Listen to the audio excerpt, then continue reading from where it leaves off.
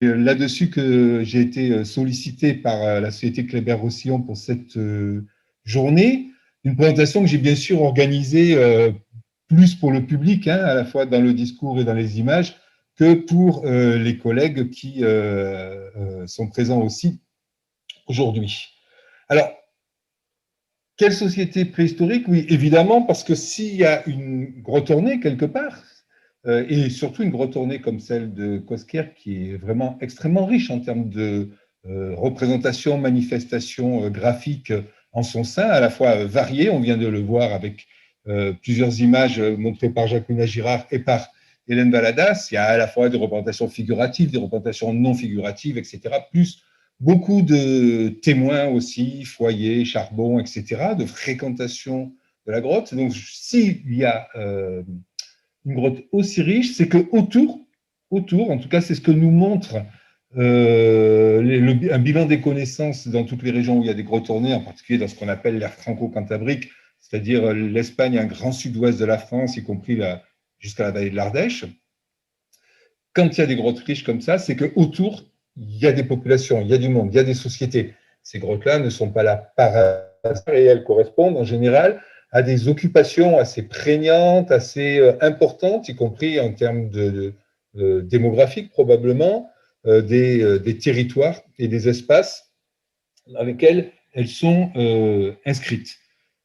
Donc, on va essayer de faire un petit bilan là-dessus, de voir qui sont ces sociétés, non pas au niveau des gens, hein, des individus, parce que ça, je laisserai Jean-Jacques Hublin ensuite, qui en parlera bien mieux que moi et bien plus savamment, bien entendu, mais au niveau plutôt de ces sociétés, puisque les sociétés sont constituées par des individus, des hommes, des femmes, des enfants. Qu'est-ce que l'on en sait pour notre région d'études qui est autour, on va dire, en Provence. Alors, ce que je vous propose, c'est peut-être de couper la question en deux. Quelle société autour de la grotte Cosquer? On va commencer par autour de la grotte Cosquer. Et après, on verra quelle société. Alors, autour de la grotte Cosquer, c'est-à-dire que l'on a des sociétés de chasseurs-cueilleurs, je le rappelle, qui sont nomades, qui sont mobiles, donc qui sont organisées, on va en parler, et tout ça se passe dans un environnement globalement froid, mais Jacqueline Girard en a parlé, enfin, globalement froid à très froid selon les moments, on se place sur un temps long quand même, de 25 millénaires environ, et donc avec des variations, mais c'est globalement froid à très froid. Et comme ce sont des nomades, il faut prendre, vous voyez la grotte Cosquer ici, qui est voilà. La grotte Cosquer ici, c'est le point rouge. Vous avez une petite vignette, une petite carte qui vous montre la baie de Marseille ici, les Calanques ici, mais ça ne va pas être suffisant de réfléchir sur une aussi petite zone avec ces chasseurs-cueilleurs. Il va falloir réfléchir sur un espace un petit peu plus grand.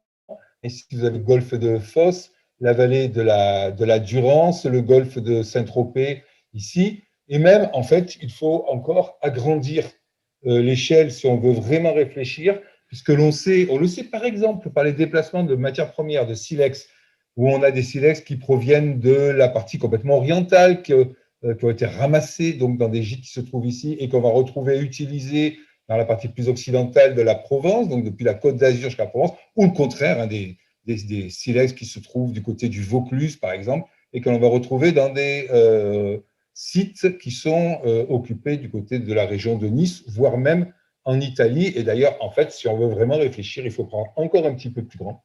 Et il faut réfléchir avec l'Italie nord-occidentale, d'une part.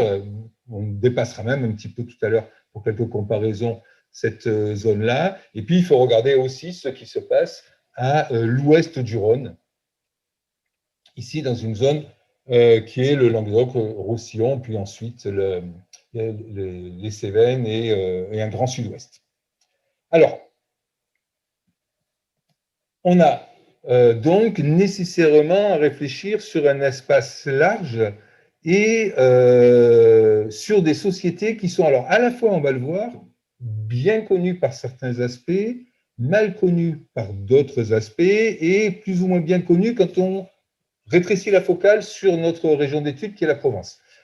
Ces sociétés, au niveau européen, ces sociétés du paléolithique supérieur, on est là grosso modo, pour faire simple, entre 35 000 et 11 000 ans environ. Ils sont portés par des Homo sapiens. Et ce sont des sociétés que l'on caractérise, nous, en tant que préhistoriens, par un certain nombre de variables, un certain nombre de facteurs, et qui sont surtout des facteurs, bien entendu, liés à ce qu'on appelle la culture matérielle, c'est-à-dire l'ensemble des objets fabriqués. Liés à ça parce que ce sont les témoins principaux, les vestiges principaux qu'en tant que préhistorien, on a toujours de l'industrie lithique dans tous les campements préhistoriques. C'est le plus petit dénominateur commun. La pierre, ça se conserve, vous le savez tous, extrêmement bien. Les autres catégories de témoins, que ce soit en matière d'ur animal, que ce soit des images comme on a ici à Cosquer, ou des restes humains, ça dépend si c'est présent ou pas, et ça dépend aussi, surtout, si les conditions de conservation dans le sédiment ont permis leur préservation. Donc, on a des sociétés qui ont des objets pour leur quotidien qui sont extrêmement performants, des sociétés dans beaucoup de campements, on retrouve des objets de parure, des bijoux, on retrouve aussi, on le voit ici sur cette image, des objets du quotidien, mais qui peuvent être ornés. On a des petits chevaux ici qui se suivent sur ce qu'on appelle un bâton percé, et puis des sociétés dont les gros tournés et beaucoup d'autres choses, y compris dans les sépultures et y compris également dans la culture matérielle, montrent que ces sociétés, pour fonctionner, ont eu besoin de mettre en place un monde symbolique qui est complexe, qui est varié et qui est extrêmement riche et qui se décline sous différentes formes et différents supports.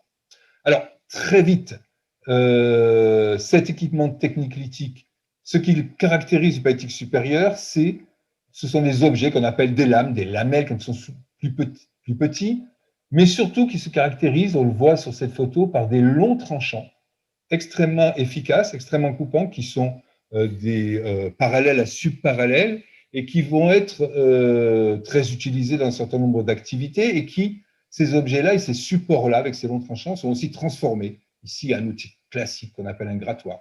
Ici, il y a un autre outil classique qu'on appelle une pointe à cran, qui peut être soit un élément de couteau, soit une pointe de projectile, selon son type d'emmanchement.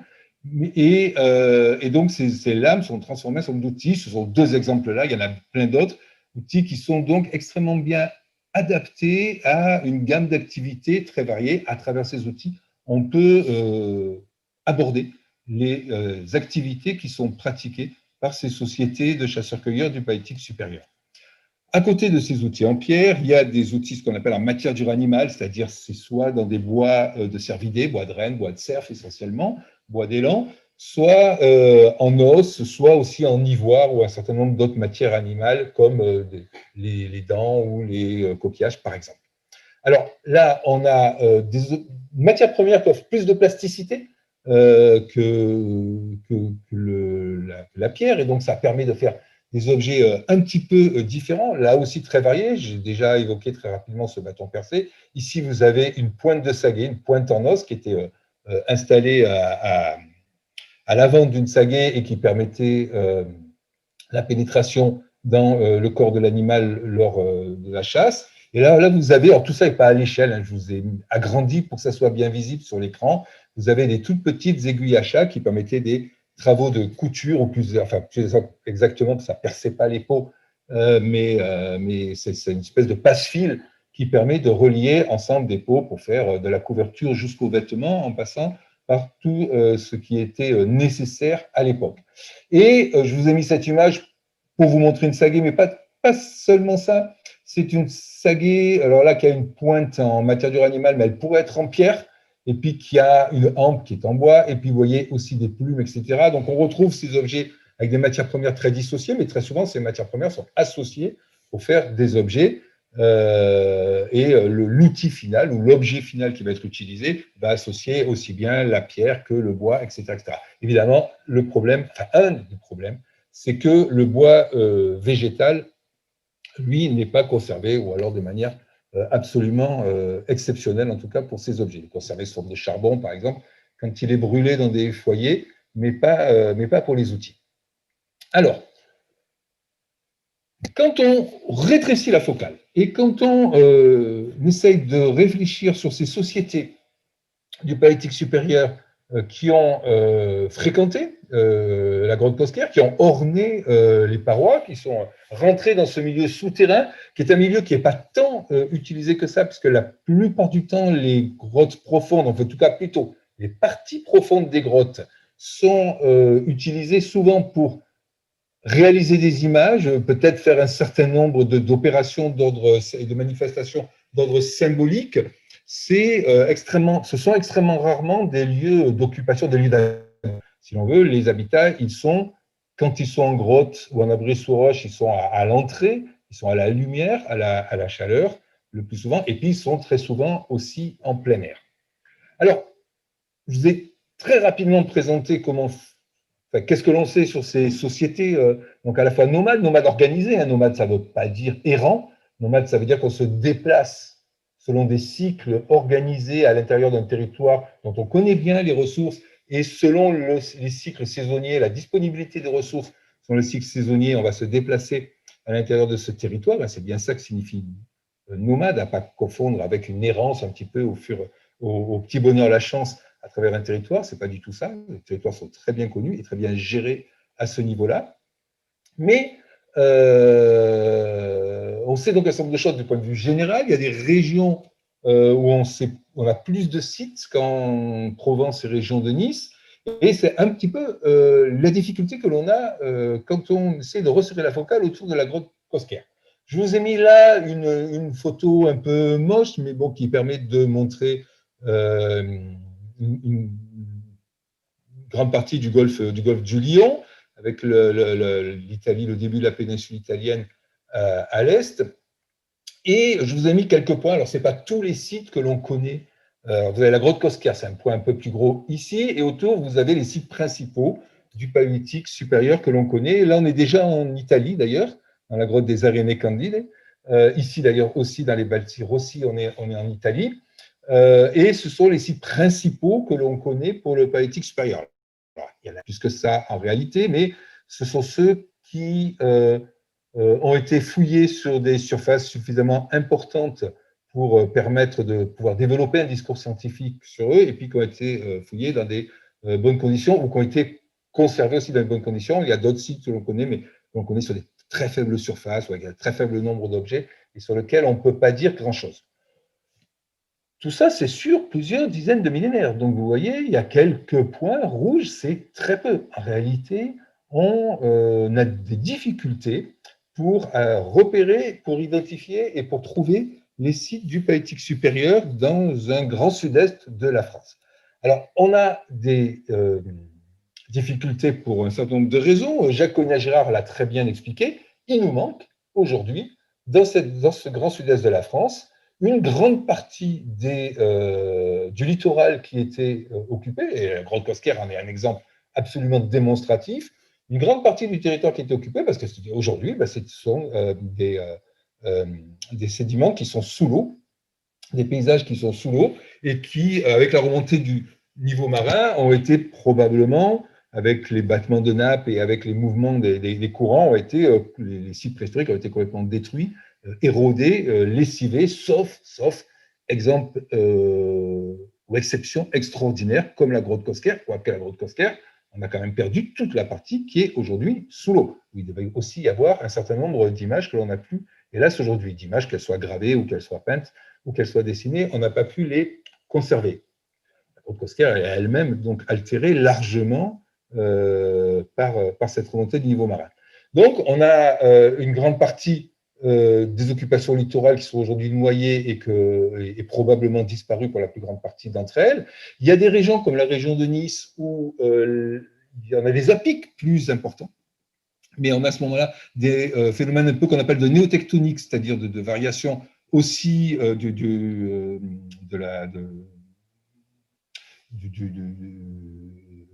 des sédiments et du paysage qui font qu'on n'a pas non plus pu bien garder, même si les remontées au niveau de la mer ont moins noyé d'espace, on n'a pas non plus, on a aussi des difficultés pour retrouver les sites. Dans d'autres, alors on a aussi des problèmes d'érosion énormes. Je vous ai mis une photo des calanques. On est juste à côté de la grotte Cosquer, c'est la calanque de Sormiou qui est à côté de celle de Morgiou où se trouve la grotte Cosquer.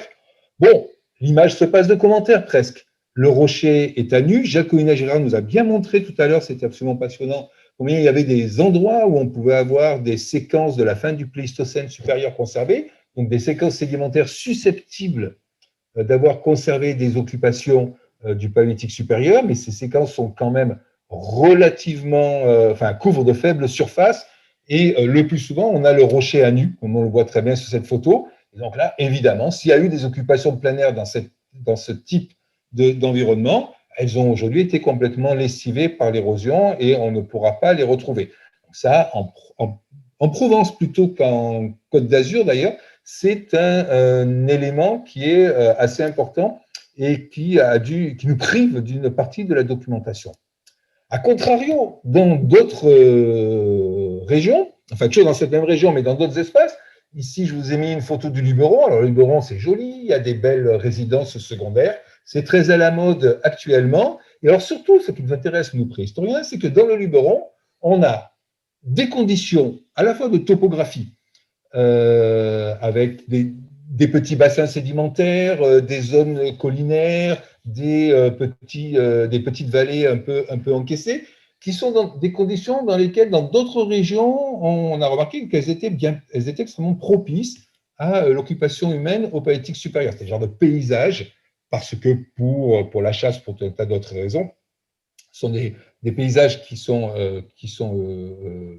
à la fois riches en ressources naturelles et qui permettent facilement d'acquérir un certain nombre de ressources, en particulier animales. En plus, en outre, dans cette région du Luberon, il y a de l'eau, il y en avait au Paléolithique supérieur, sous forme de cours d'eau, etc. Et il y a la matière première principale utilisée pour fabriquer les outils en pierre, c'est-à-dire du silex. Donc là, on se dit, super, il n'y a aucune raison de ne pas avoir des occupations. On en connaît quelques-unes, elles sont finalement assez rares, on n'en a pas trouvé tant que ça, de ces occupations du Paléolithique supérieur, et on sait en partie pourquoi. Alors il y a différentes raisons, hein.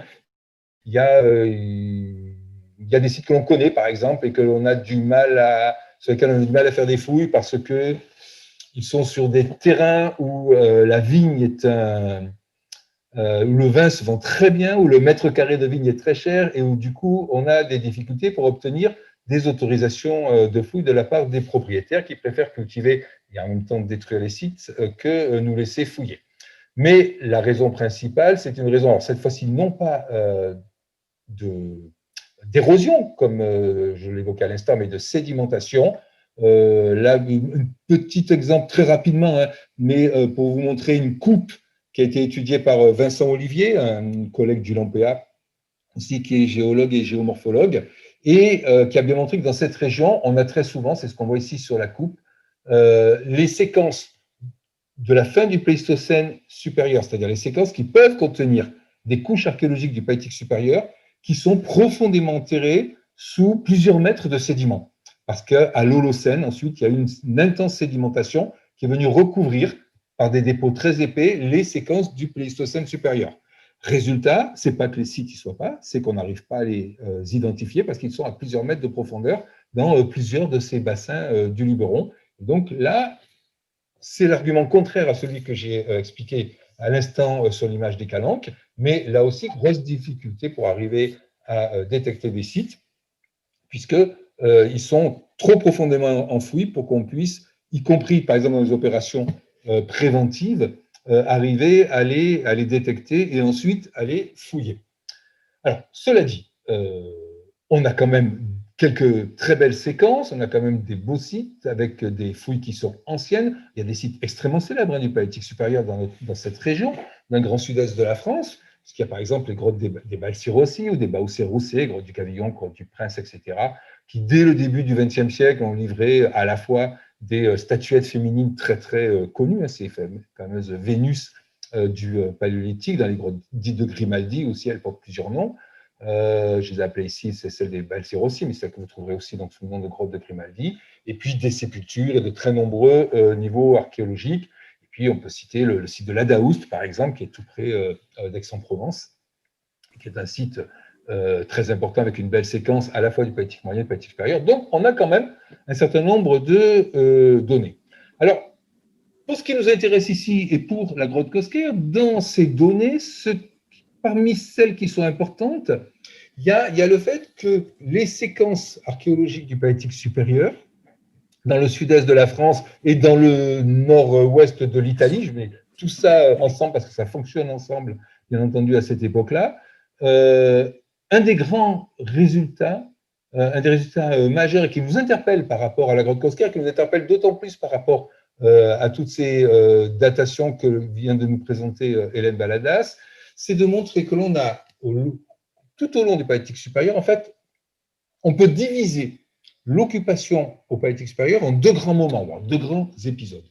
Un premier épisode que on peut qualifier de pan-européen, le premier, le plus ancien, depuis le début du Paléolithique supérieur, grosso modo vers 35 000 ans, jusqu'à environ il y a 22 000 ans.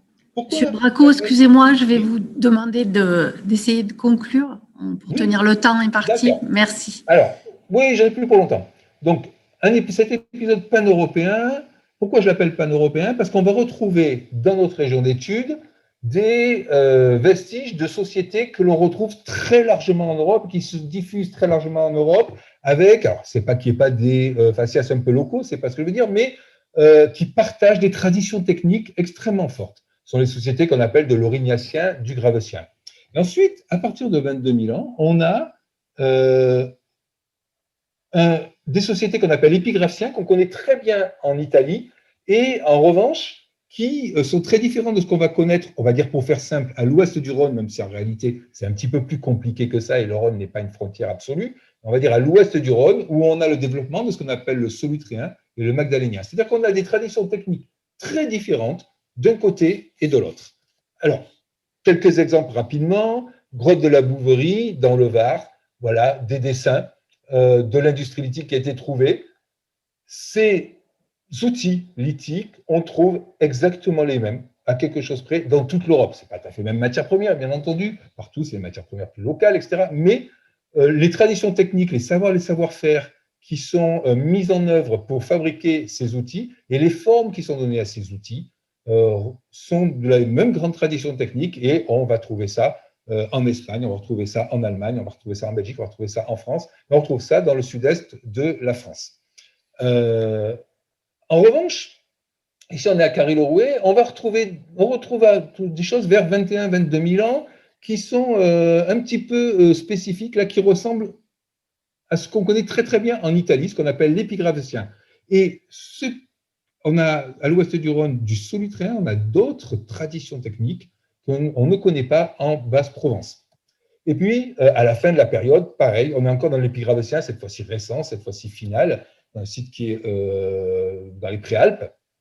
Saint-Antoine, qui est un site qui est intéressant, c'est un des rares sites dans lesquels la faune est bien conservée et qui montre qu'on est là dans un campement qui a servi à l'exploitation importante du cerf et lave, des cerfs. Bien. Alors, pourquoi 2 épisodes? C'est encore un débat. C'est une question qui n'est pas encore bien tranchée, mais ce qui est certain, c'est qu'il y a au moins un facteur qui est important, c'est que c'est de part et d'autre, ces 2 épisodes, de ce qu'on appelle le pléniglaciaire, c'est-à-dire le moment le plus froid du Paléolithique supérieur, qui correspond à probablement des environnements qui sont un petit peu en mosaïque. On a le glacier alpin qui est extrêmement bas au moment du pléniglaciaire, puisqu'il est au niveau à peu près de Sisteron.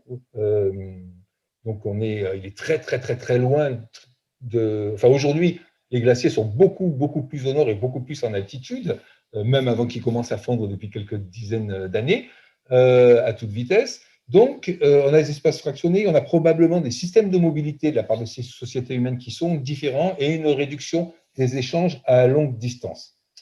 Du point de vue de la grotte Cosquer, ça pose problème. Par exemple, pour les datations les plus récentes des manifestations ornées de la grotte Cosquer, on a du coup beaucoup de mal à les attribuer à une tradition technique ou une société ou une culture, appelez ça comme vous voulez, peu importe, très précise. Parce que justement, c'est à ce moment où c'est un petit peu mouvant et où on a cette différenciation entre un monde occidental et un monde plus oriental. Cela dit, alors on dit oui, en plus, On est en contexte épigravecien, peut-être pour les images les plus récentes de la grotte Cosquer, et en contexte épigravecien, on ne connaît pas de grotte ornée. Ce n'est pas tout à fait juste, il n'y a pas de grand grotte ornée aussi riche, mais on connaît un certain nombre de choses. Ici, dans la Grotta del Romito, qui est dans le sud de l'Italie, ici, dans la péninsule du Gargano, dans la fameuse grotte Palicci, qui a été occupée tout au long du Paléolithique supérieur, dans lequel il y a des représentations pariétales et des mains négatives d'ailleurs aussi, datées de l'épigravecien ancien, ou ici, je ne sais pas si on le voit très très bien, vous avez une main ici, et une main ici, vous voyez, on est en Sicile, du côté de Palerme, et puis plus près de nous, du point de vue géographique en tout cas, à Ventimille, donc on est juste à la frontière italienne, à quelques dizaines de mètres de la France. Dans les grottes de Grimaldi, il y a aussi un certain nombre de représentations. Et puis, je rappelle, encore plus près de nous, on a une autre image, celle à Ségriès, donc on a Moustier-Sainte-Marie, juste au-dessus de l'actuel lac de Sainte-Croix, et sur une paroi en travertin, ce qui a probablement permis sa conservation, parce que si ça avait été sur du calcaire, il aurait été érodé et ça n'aurait pas permis la conservation de la gravure, pardon, mais on a ce fameux buson de Ségriès qu'on voit quasiment plus à l'heure actuelle, et c'est pour ça que je vais préférer vous en mettre une reproduction plutôt qu'une photo. Ah, merci. Voilà, et je conclus, Madame Valérie Mollès, pas d'inquiétude, je conclus. Donc, on a des difficultés de conservation, on a des difficultés des séquences, d'accord, mais on a aussi quand même de bonnes connaissances sur ce paléolithique supérieur régional. Toutefois, si on veut mieux comprendre ces sociétés du paléolithique supérieur, il est nécessaire d'amplifier les travaux de terrain, de renouveler les données avec des nouvelles fouilles, et puis de nouvelles fouilles, par exemple, sur les occupations de plein air, qui sont les plus mal connues. Et puis, s'il est aussi difficile de bien corréler les données archéologiques de la grotte Cosquer avec les données des sites contemporains, c'est parce qu'en réalité, l'analyse précise des vestiges archéologiques de la grotte Cosquer reste encore à faire. Les inventaires ont été faits, mais l'analyse archéologique et l'analyse scientifique, elle reste à faire. Voilà, je vous remercie. Merci, Monsieur Bracco. Parfait.